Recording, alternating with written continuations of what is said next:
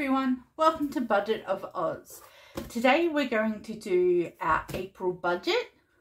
So I'm going to set out my spread and then we can get to doing our budget. I will speed run this for you because I know it can be a bit boring. Alright, I'll be right back.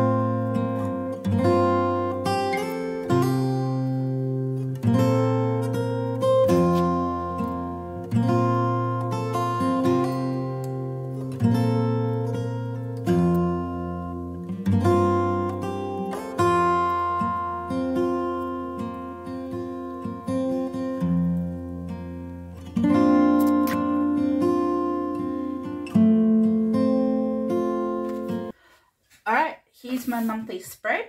Income, my essentials, fixed and variable, and then my non-essentials, things I like to do. So my sinking funds, my savings, and my challenges. So let's go in and start with our essentials. We'll start with the income first. So let's have a look. So for week 1, it'll be a $200. For week 2, it will be $1,060. For week 3, it will be $250. For week 4, it will be $1,060. Again, I do sometimes like lowball these based on the fact that, you know, working as a tutor, students can cancel and all of these other things. So I do go for the minimum. Also, you'll notice this month is, you know, low income month for me. And that's really because there's a lot of public holidays in April and the school holidays here for Easter in Australia. So there's not a lot of work. And so I'm not expecting to earn a lot of money. So this is actually going to be a really tight month. And I think it's like a good comparison to last month where it was actually, we had a lot of excess money because I earned more. So let's see how much this adds up to. 200, 1,060, 250, and 1,060. So that's going to equal 2,570 as our income. Right, well, let's get to all of our fixed expenses. Our health insurance is $270 a month. Our car insurance is $100. Our roadside is $15. Our phone has gone down because we've renewed our plan, got onto a new plan. So that is $60 instead of the $75. Our internet is $100. Subscriptions are $30. I try and keep them as low as possible. So I currently only have Binge, which in Australia is how we can subscribe to HBO. And then I have Netflix and Amazon. House insurance is $165. Gas is $40. Water is $60. Electricity is $120. Electricity is extremely expensive. Land rates is $150. My credit card is $250. This is $100 over the minimum payment. So I'm paying $100 off the actual amount every month. This is just my way of guaranteeing that I'm, you know, taking down that debt much quicker. And then our banking fees is $15 a month. So that's going to come out to be, let's have a look once we add all that up. So 270, 100, 15, 60, 100, 30, 165, 40, 60, 120, 150, 250, 50. So that's 1,375. And our other part of our essentials is our variable, which is like our everyday spending. So our groceries gets $100 a week. Duke and Mira, which are my dogs, they get $10 a week. My health, which is my prescriptions and other things I need, gets $140 a month. Dining out will get $25 a fortnight, so that's going to be $50 a month. Fun will get $10 a week. Shopping will get $20 this month. Life will also get $20. I think self-care I'll give $40. Fuel will get $120. And Amazon always gets $60. So let's see how much that adds up to. 440, 140, 50, 40, 20, 40, 20, 120, 60. So that's $930. So our essential total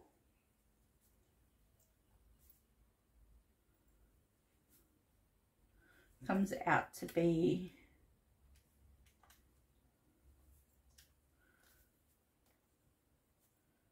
$2,305, which gives us a remaining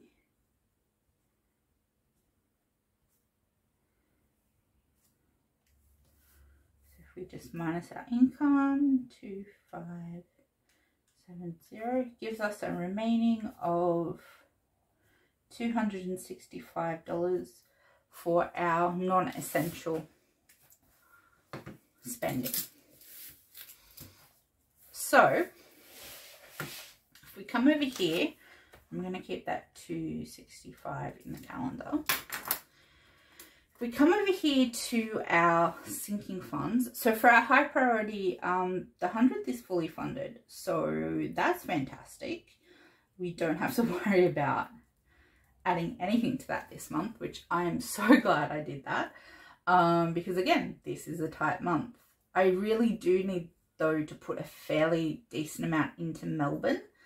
So I'm going to put 160 into Melbourne, which is a lot, I know, because I only have a little, but it's coming up and we need to get to that $500 amount. So that's the only way I know how to do it, is to put money in it.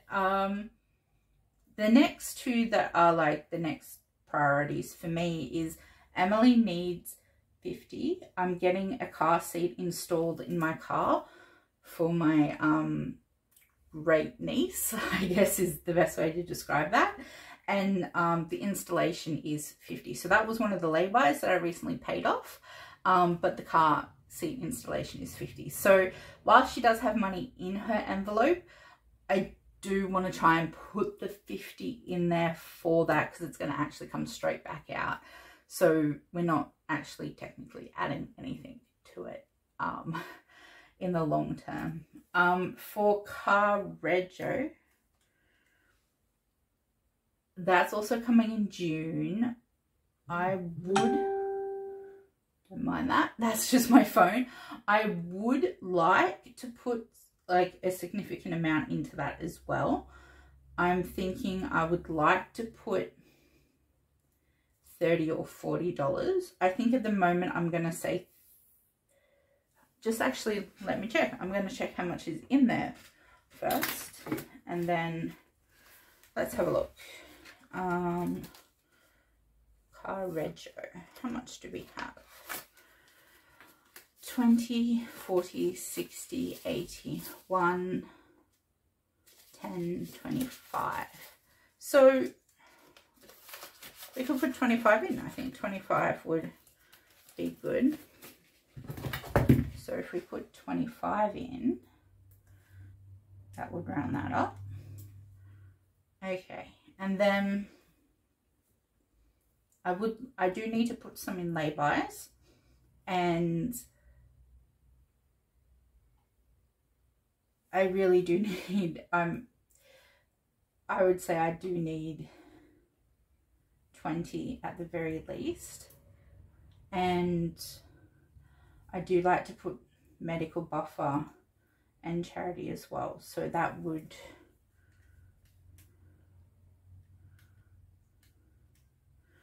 get to 0. So it's, as I said, it's a really tight month. I didn't even get into savings or savings challenges. Those savings challenges are usually with rollover. So we're not going to put anything into birthday, repair buffer or Costco this month, just because they are my low priority sinking funds, but also I just don't have the money. It's a tight budget this month. With the savings, if we get some extra money and we can, I will, but these are more longer term things, and it's okay sometimes if we don't. With the savings challenges, this comes from our rollover from our groceries, or again, if we earn some more money. So I'm going to put ideally what I would like, not necessarily what I'm expecting, but what I would like. So with the 52-week challenge, I know I do have 4 $50 options. So $20 would be great. And with the seasons of savings, even if I can put the $10 away for the 2 bigger pays, that would be fantastic. Now, the $5 challenge and the dice challenge is always, we never know. $5 is any leftover $5 notes, and the dice challenge, well, that's a matter of do we have any leftover money after everything, after, you know, rollovers and things like that. And if we do, what are we, you know, you play the dice game, so you never know how much you're going to have left. And sometimes, you know, more goes into the $5 challenge. So it all just, that always is a big question mark. And that's why I love that sinking challenge, because you never truly know. So let's double check that I've done my math right and that we're not completely out of whack. So income is 2,570. Oh, I should probably add these up first. Let's do that first. So 160, 25, 55. So that's 265. And this will be 0. Okay. So income 2,570. Fixed is 1,375. Variable is 930. Sinking funds is 265. Investments is 0. Savings challenges is 0. So that should get us to a budget of, let's see, minus 1,375 minus 930 minus 26. Fantastic. That gets us to a $0 remaining budget, which is exactly what we wanted.